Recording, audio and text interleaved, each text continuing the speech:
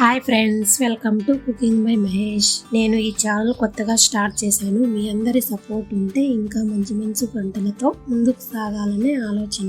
ఇంకా సబ్స్క్రైబ్ చేయని వారు ఇప్పుడే సబ్స్క్రైబ్ చేయండి. ఈ రోజు చేసే రెసిపీ చికెన్ లాలీపాప్. ఒకసారి ట్రై చేస్తే మళ్ళీ మళ్ళీ చేసుకోవాలి అనిపిస్తుంది.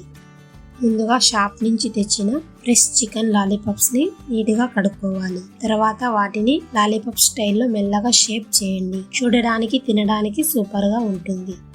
అప్పుడే మన రెసిపీ అనేది పర్ఫెక్ట్ గా వస్తుంది. నేను ఇక్కడ 10 లాలీపాప్స్ ని తీసుకున్నా. సుమారుగా 1/4 కేజీ వచ్చింది. ఇప్పుడు రుచికి తగినంత సాల్ట్, 2 టేబుల్ స్పూన్ అల్లం వెల్లుల్లి పేస్ట్, 1 టేబుల్ స్పూన్ కారం పొడి, 1/2 నిమ్మకాయ రసం, కొంచెం మిరియాల పొడి, 2 పచ్చిమిర్చి సన్నగా కట్ చేసినవి, కాస్త కొత్తిమీర వేసి 2-3 నిమిషాలు అన్ని మిక్స్ అయ్యేలా బాగా కలపాలి. అప్పుడు రెసిపీ అనేది పర్ఫెక్ట్గా వస్తుంది. బాగా కలిపిన తర్వాత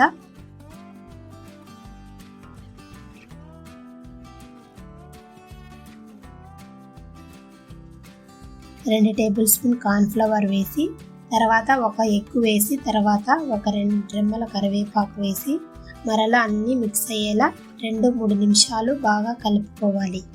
మసాలా ఒక్కో ముక్కలోకి బాగా కలవాలి. చివరగా ఇలా కట్ చేసిన 3 పచ్చిమిర్చి వేసి ఒకసారి మరలా బాగా మిక్స్ అయ్యే విధంగా కలపాలి.